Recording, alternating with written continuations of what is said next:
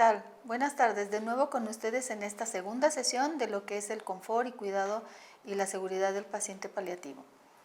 En la sesión pasada vimos lo que eran los cuidados básicos en calidad total y lo que vienen siendo las garantías hacia la calidad y la dignidad en la atención del paciente, así como también respetar su individualidad y cómo les gustaría a ustedes cuidar y ser cuidados.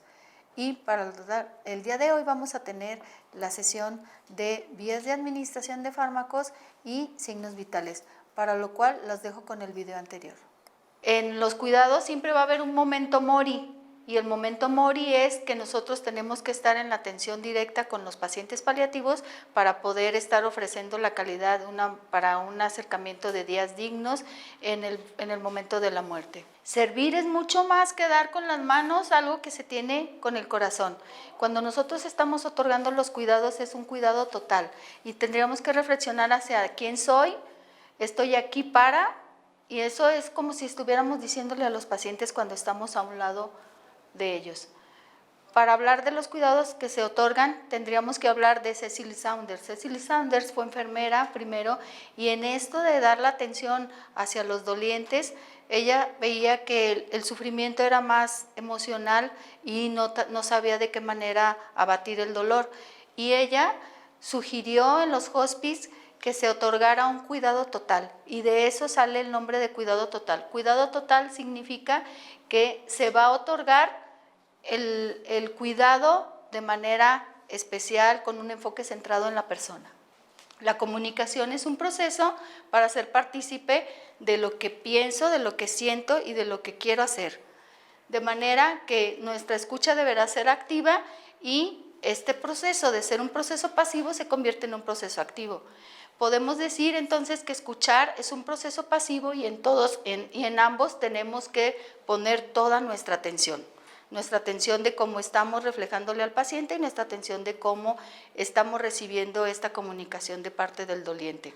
Modular nuestra voz, dejar de decir palabras altisonantes, valorar cómo está nuestra emoción, porque nuestro lenguaje corporal es más fuerte que el lenguaje verbal.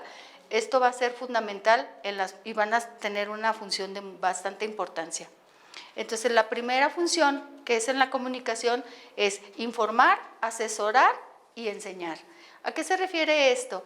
Vamos a informar al paciente y a la familia todos los procedimientos que vamos a realizar. Vamos a asesorar en las dudas que tengan y vamos a asesorar también al paciente cualquier duda que tenga de si le va a doler, si de alguna manera esto le va a implicar que su evolución se tarde, que se sienta mejor o peor, y esto va a determinar el tipo de cuidado que nosotros vamos a realizar. La segunda parte fundamental es que nosotros nos vamos a informar y vamos a aprender y comprender todo lo que implica el cuidado de soporte total, todo lo que implique el riesgo de que nosotros caigamos en esta parte de no saber qué estamos haciendo y no darle una atención adecuada al paciente. Buenas tardes.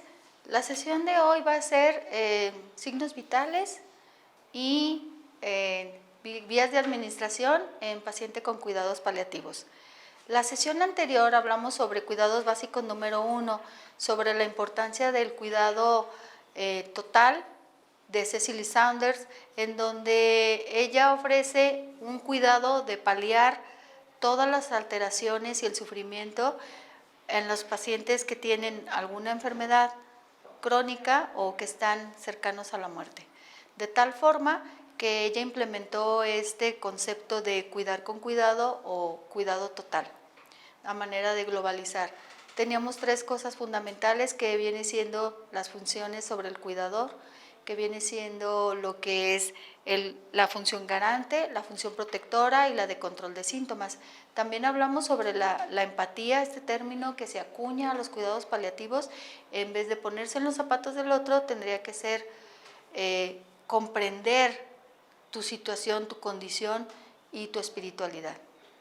Y también al final hablamos sobre lo que son los 5 momentos que tenemos que cuidar dentro de los cuidados básicos y el confort del paciente, que viene siendo el cuidado de la piel, el cuidado de la alimentación,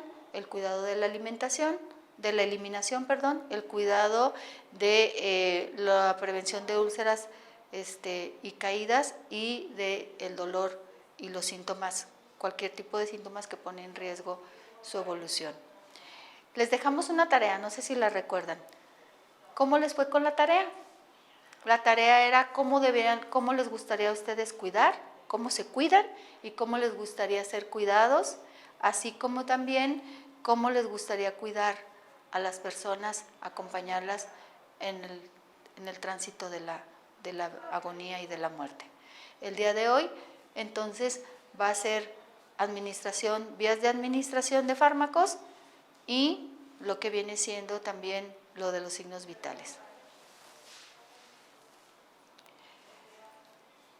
Tenemos 5 vías de ingreso para poder administrar cualquier fármaco y uno de ellos, ¿sí?, es la vía oftálmica, la vía óptica, la vía vaginal, la vía nasal oral y la vía subcutánea, que viene siendo la tópica, que está considerada dentro de la parte tópica. También tenemos cinco momentos para administrar cualquier tipo de fármaco, cualquier tipo de medicamento. Uno de ellos es que verifiquemos el paciente correcto,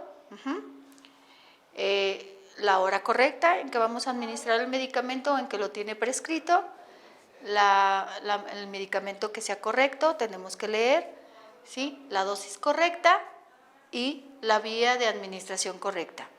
De estos tendríamos que ver cuál es la vía, ver el medicamento, si es acorde a lo que nos están pidiendo, y si tenemos una duda, siempre preguntar al área médica.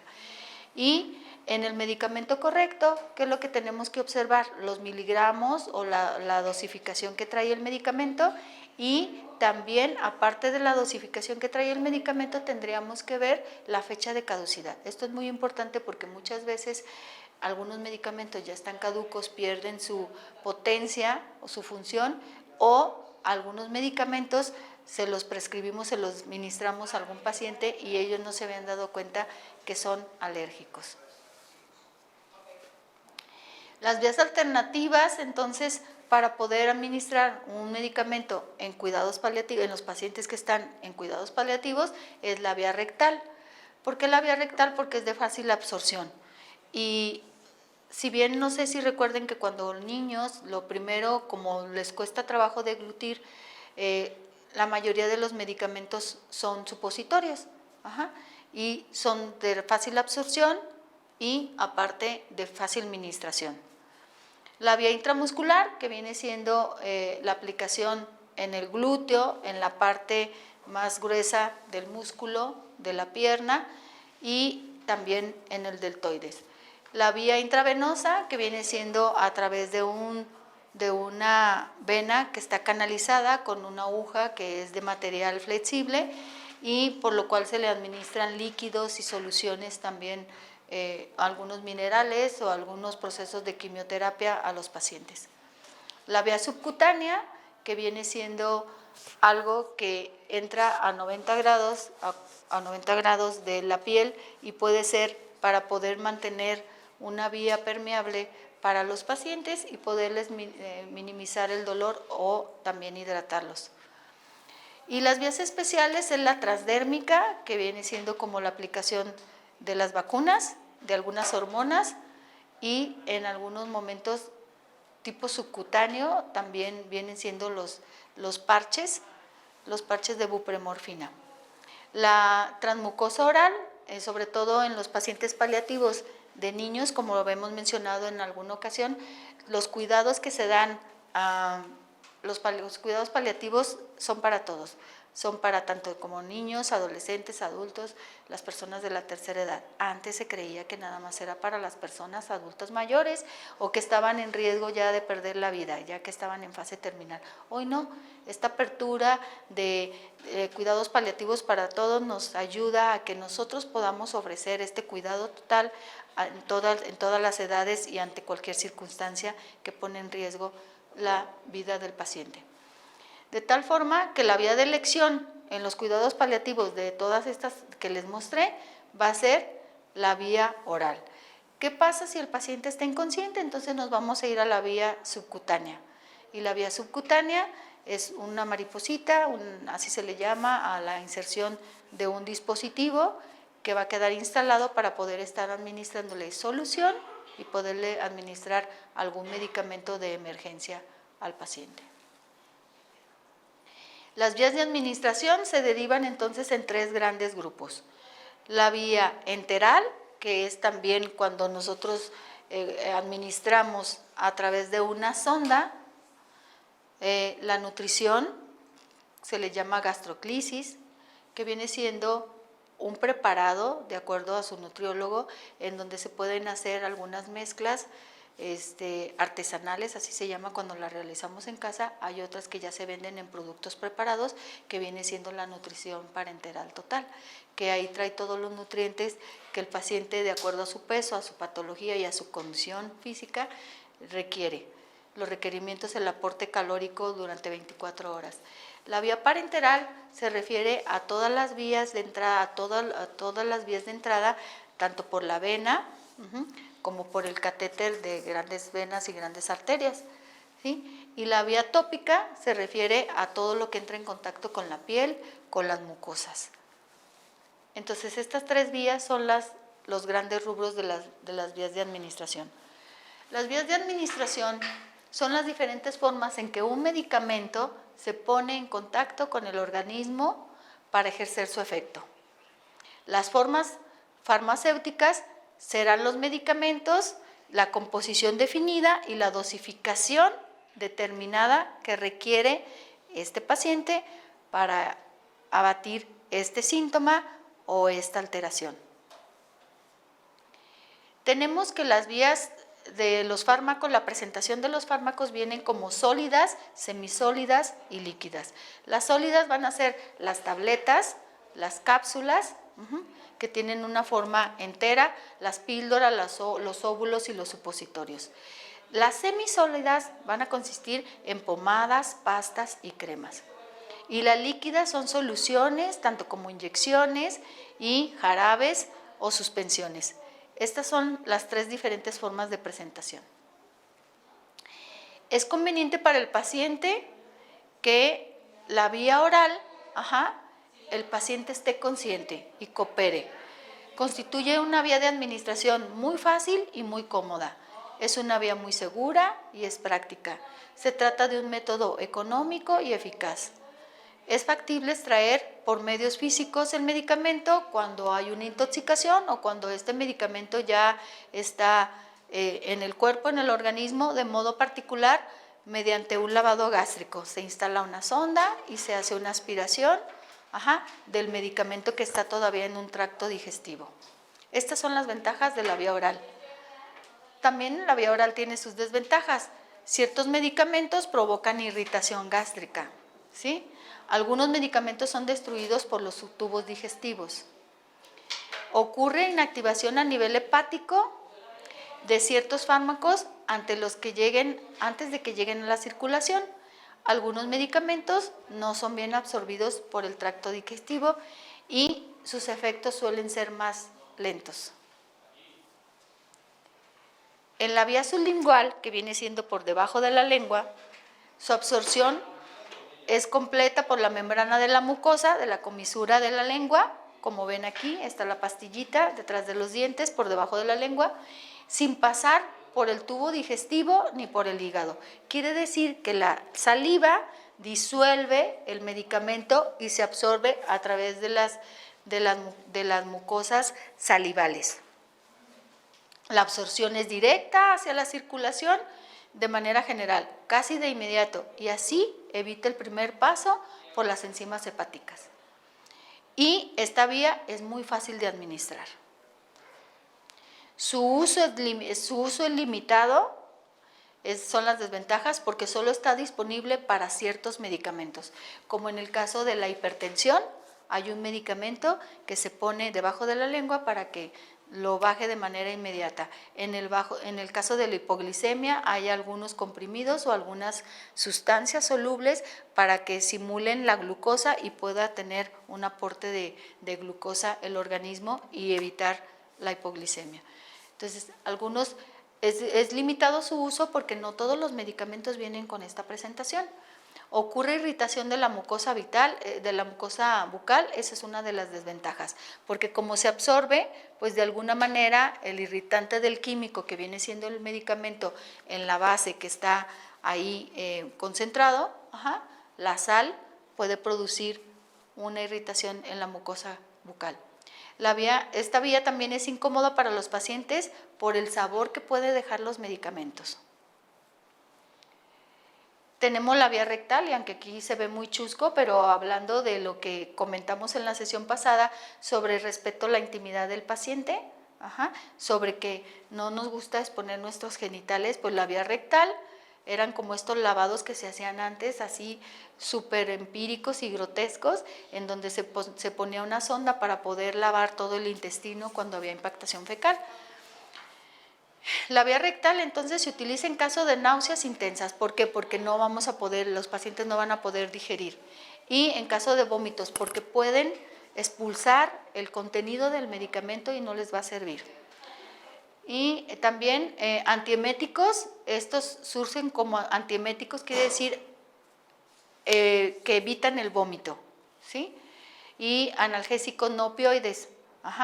Cuando los analgésicos no son opioides, es toda la gama de medicamentos que puedan utilizar para el dolor. Cuando son opioides, se utilizan los parches, porque el opioide es muy fuerte y entra rápido al sistema circulatorio cuando estamos nosotros administrando, ya sea por la mucosa oral o por la mucosa anal.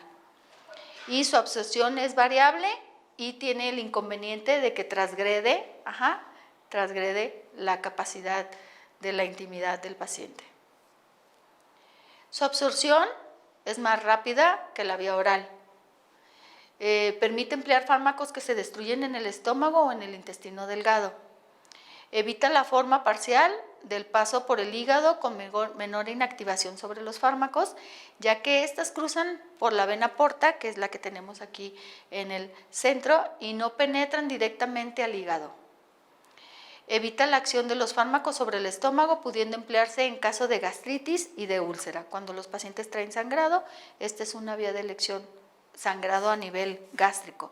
Si es a nivel rectal, está contraindicado. Puede emplearse cuando la vía oral no es opción debido al vómito, a la inconsciencia o a la falta de cooperación en caso de los niños o de los pacientes que son enfermos mentales, porque como va a estar primero su alteración a su estado emocional, entonces ellos pueden decir, me está abusando, me está haciendo algo que no es correcto y no me gusta. La absorción no es tan regular en las desventajas ni eficaz como en la administración parenteral. La vía más rápida es la vía parenteral, pero en los casos de los pacientes paliativos no se debe de usar casi la vía parenteral. Es incómoda para ciertas personas, la vía rectal, cabe la posibilidad de que exista irritación rectal también por la absorción del fármaco. La presencia de las heces en la ampolla rectal dificulta la absorción, más cuando los pacientes tienen impactación fecal o que tienen estreñimiento, no se absorbe porque la mayoría del medicamento se va a la heces fecal en vez de al intestino. Las lesiones como fisura anal o hemorroides inflamadas dificultan e incluso impiden el empleo por esta vía. Tenemos entonces ya otro tipo de vía que también es muy usual para los pacientes y sobre todo cuando tienen algún tratamiento de terapia ventilatoria, es la vía inhalatoria. Sus ventajas es que tienen una rapidez sobre los efectos locales a nivel pulmonar y sistémico, a nivel de toda la parte del cuerpo. Es cómoda para los pacientes esta vía inhalatoria y los efectos generales desaparecen con bastante rapidez. Aquí tenemos, por ejemplo, la figura de este niño en donde él solo se está aplicando los disparos de un medicamento que se llama Ventolin, que viene siendo un broncodilatador. Las desventajas de la vía inhalatoria es que puede producir irritación en el tracto respiratorio, porque como se inhala a través de la respiración, a través de la faringe, y se va hasta los bronquios, puede haber irritación en este tracto. También que tiene la necesidad de que se tiene que diluir o concentrar en aparatos, a veces son sofisticados, porque la mayoría de estos son aerosoles y son gases, entonces tienen que tener un aparato específico para poder dosificarse y por lo tanto es costosa. La vía tópica, que es hacia la piel, hacia la dermis, permite una acción directa sobre las superficies enfermas con alta concentración de los fármacos. Es una técnica sencilla y resulta sumamente económica. La vía tópica tiene sus desventajas porque tiene una acción escasa o nula sobre las capas profundas de la piel y la posibilidad de efectos tóxicos por la absorción cutánea si la superficie tratada es extensa o la piel se encuentra lesionada.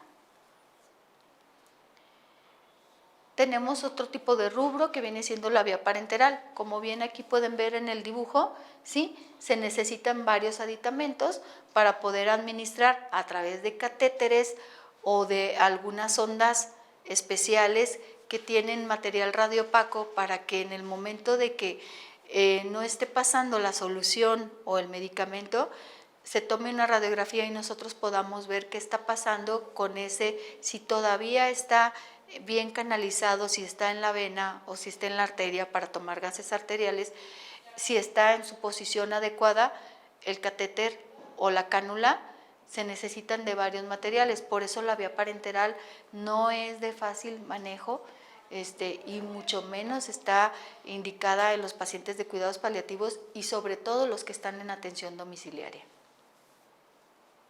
La vía subcutánea tiene sus ventajas, ¿sí? La vía subcutánea nos permite la administración eficaz de ciertos fármacos y de algunas hormonas. ¿Cuál es la vía subcutánea? Ven aquí esta jeringa, esta es la parte de la dermis y estas son las capas. Llega nada más en un ángulo de 45 grados a la vía que está por debajo de la dermis. De manera que la absorción general es rápida, porque está a nivel del tejido y es eficiente debido al acceso directo hacia los vasos sanguíneos, por eso se le llama tejido subcutáneo. Esta vía, sí, es la vía de elección en los cuidados paliativos. Esta va a ser una pregunta que es fundamental que ustedes, es una información que es fundamental que la tengan y es una pregunta que les van a hacer siempre que estén al cuidado de un paciente paliativo. ¿Cuál es la vía de elección de cuidados paliativos? ¿Cuál es la vía de elección para administración de un medicamento? La vía subcutánea. Esta vía tiene una velocidad de administración normal porque se reabsorbe a través del tejido adiposo, no tiene riesgo de daño venoso y tiene acceso rápido y de utilización por la familia en el domicilio. No existe alteración o dificultad en la absorción. Esto se le llama, por ejemplo, cuando tienen ellos, no produce este estado de caquexia, cuando las personas tienen caquexia, que dejan de comer y que no se les puede pasar ni por sonda alguna dieta rica en nutrientes, nosotros podemos pasarle solución. Un organismo puede subsistir 72 horas sin alimento, mas no sin agua. Entonces nosotros podemos pasarle líquidos a través del tejido subcutáneo y reabsorber y estos mandar la información a todo el resto del cuerpo.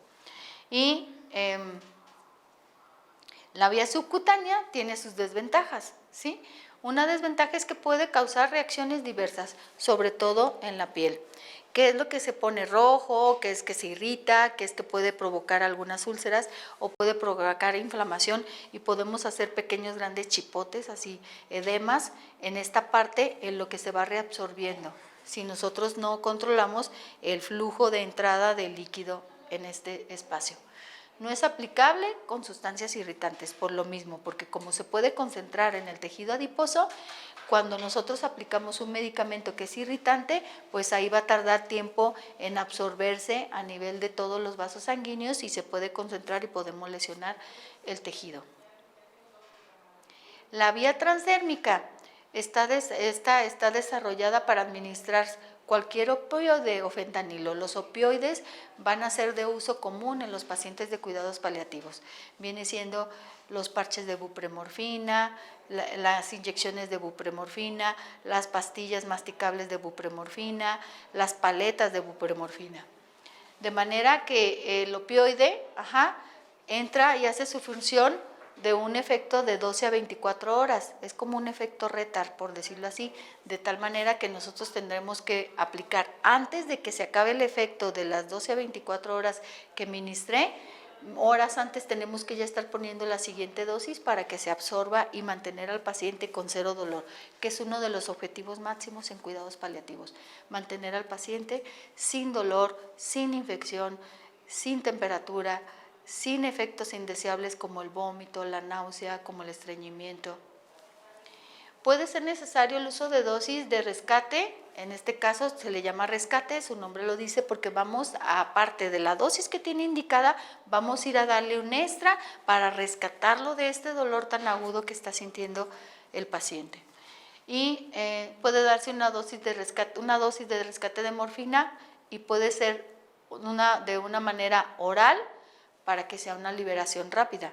Si nosotros queremos actuar para que el paciente tenga cero dolor, se le da una paleta, una pastilla masticable de morfina o sublingual, pero se le tiene que estar administrando por vía parenteral, subcutánea o en el parche transdérmico la morfina.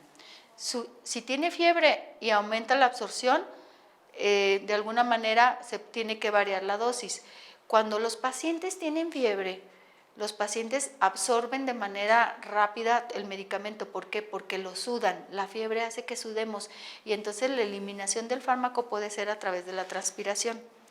Y entonces tendríamos que estar valorando el efecto en la escala del valor del 1 al 10, qué tanto dolor tiene. Si a mayor dolor, tenemos que incrementar la dosis. Es aconsejable que haya una rotación de la zona cuando nosotros usamos el parche transdérmico. ¿Por qué? Porque el parche trae un gel que es adherible para que no se esté despegando y eso es lo que puede causar irritación. ¿Cuáles son las zonas especiales para poder utilizar el parche? Las zonas ideales son en las partes deltoideas, atrás de los omóplatos, entre las piernas, a veces en el abdomen. La vía de transmucosa oral, que viene siendo dentro de toda la boca, esta es muy ideal para dárselo a los niños, para administrarle algún medicamento a los niños.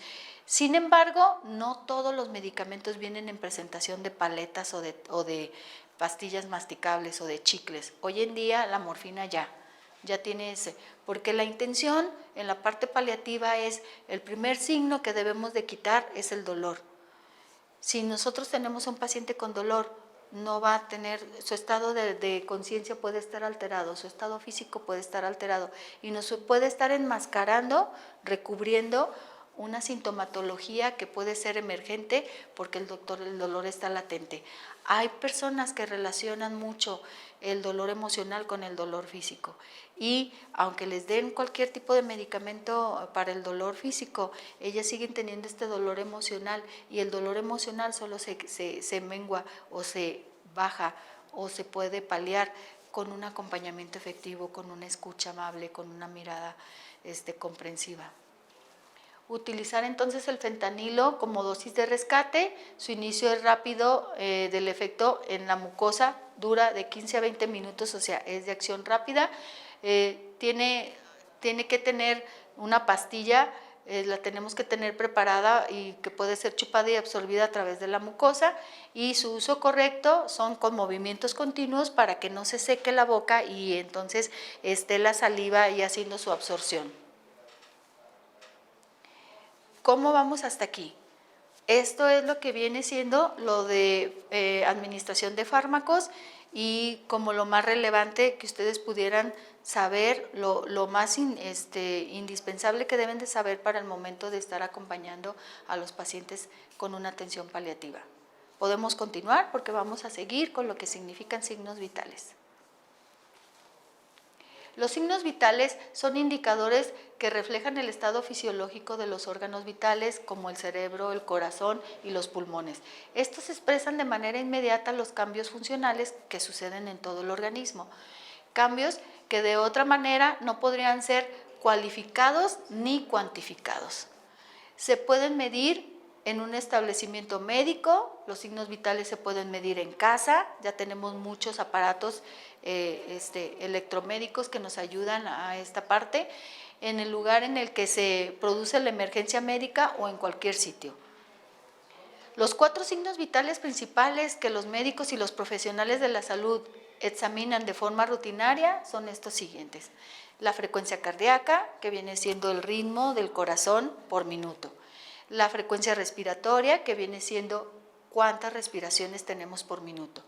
La presión arterial, que viene siendo un diámetro de flujo sanguíneo entre una presión baja y una presión alta, que es el flujo intermedio para darnos una frecuencia cardíaca. Entonces es la medición de una presión arterial, ¿sí?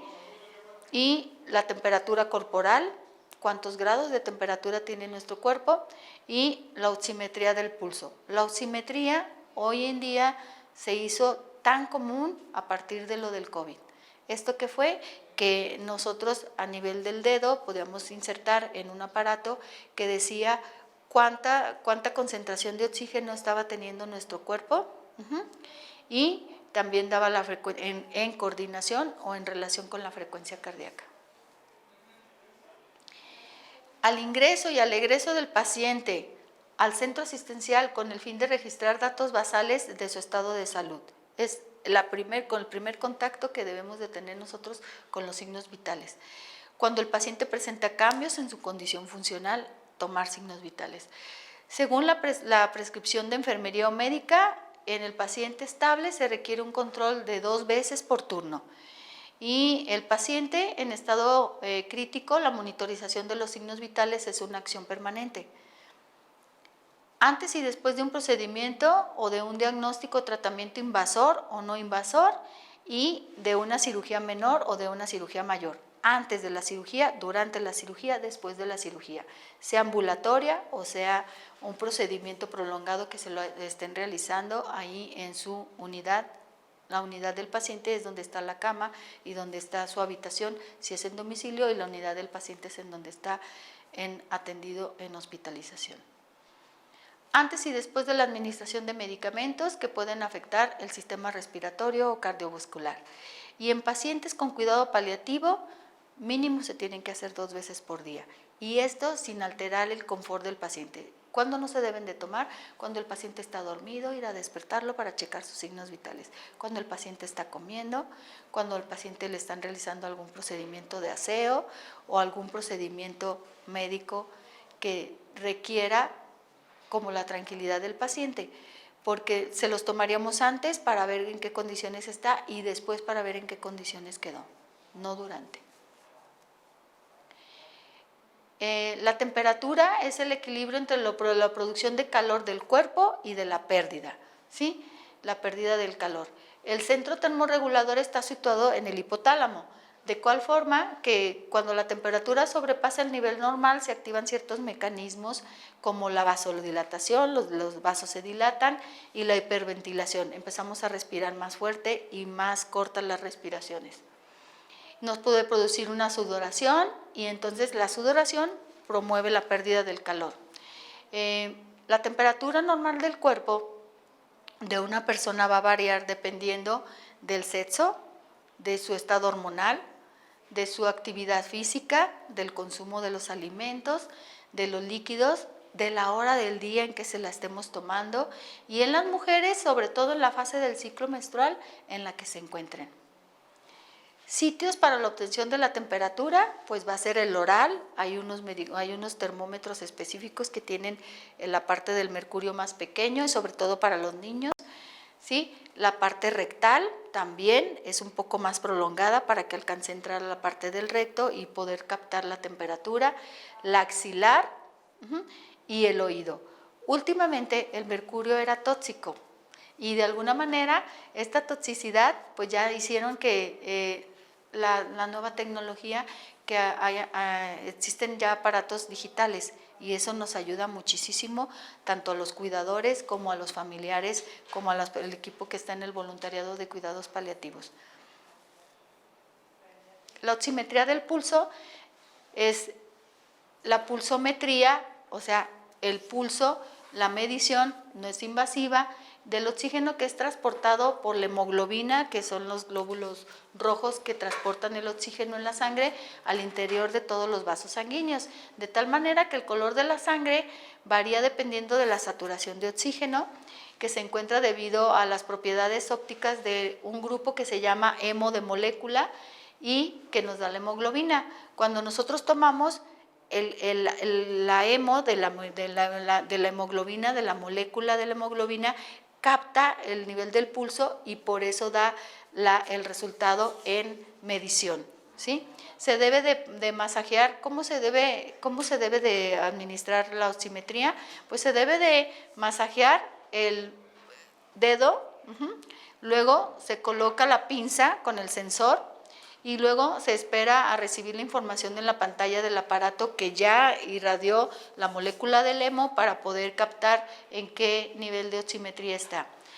¿Qué nos puede decir la frecuencia cardíaca, la curva del pulso y la saturación del oxígeno? Que esta siempre va a deber de ser mayor de 91%. La presión arterial, entonces, es una medida de la presión que ejerce la sangre sobre las paredes arteriales. Como decía, la baja nos representa la sistólica, la alta nos representa la diastólica, y es un impulso a través de las arterias debido a que la sangre se mueve en forma de ondas. Existen estos dos tipos de medida de la presión: la sistólica, que es la presión de la sangre que empieza a través de la construcción de los ventrículos que avienta la sangre, y la diastólica, que es cuando está la relajación de la sangre. La variación de los signos vitales en los últimos días de vida tiene la característica de cuidar con mucho cuidado la proximidad de la muerte. Los signos vitales nos van a anunciar también la proximidad de la muerte y presentan algunos signos físicos y cambios fisiológicos. Cuando nosotros veamos debilidad, disfagia, que viene siendo la dificultad para deglutir o para tragar o para asimilar el alimento, y la alteración del estado de conciencia, la presencia de estos signos van a ser el indicador que nos dice, que nos está anunciando que viene y se aproxima el momento de agonía o de la muerte. De alguna manera se encuentran cambios en los signos vitales, principalmente se observa la disminución de la presión arterial y la variación en la frecuencia cardíaca, sobre todo en la frecuencia respiratoria y la saturación de oxígeno y de la temperatura. Un signo de alarma es cuando ya no alcanzamos a escuchar la frecuencia cardíaca, pero también que vemos que solo hay 2 respiraciones por minuto. La variación de los signos vitales en los últimos días de vida son fundamentales. ¿Cuál es el mejor cuidado entonces que debemos de dar? El acompañamiento, ¿sí? En la mayoría de los pacientes suceden una serie de procesos fisiológicos inherentes a su condición física que tienen lugar en la agonía, como los siguientes. Primero hay la pérdida de la sensibilidad y del movimiento, y luego sucede que es en las extremidades inferiores y gradualmente se van afectando las extremidades superiores. Esto es con el fin de que el cerebro manda la indicación, ¿sí?, de que él necesita oxigenación y necesita circulación, entonces se va perdiendo toda la función en extremidades externas, superiores o inferiores o lejanas, ¿no? Abundante sudoración por pérdida del deterioro de la circulación periférica con enfriamiento de la superficie corporal. El paciente tiende a girar la cabeza hacia la luz, de manera que muchas personas se asustan o les da mucho miedo acercarse cuando ellos voltean a ver hacia la luz. ¿Por qué? Porque sus ojos están buscando como este hálito de conectarse con esa luz que vieron al momento de nacer a través del canal del parto. El paciente tiende a girar la cabeza hacia la luz, pero con una pérdida de tono muscular, y también hay pérdida de la incontinencia. No hay ya la misma eliminación de líquidos. Esto es algo que es un indicador muy fuerte de que él ya no está pasando los líquidos. Cambios de los signos vitales como el pulso lento, débil, disminución de la tensión arterial y la respiración superficial, rápida o lenta en estas fases de apnea. Son 2 respiraciones por minuto. Afectación sensorial como visión borrosa, alteración del gusto y del olfato. Por regla general, los pacientes en esta situación suelen estar adormilados o semicomatosos o semi-inconscientes.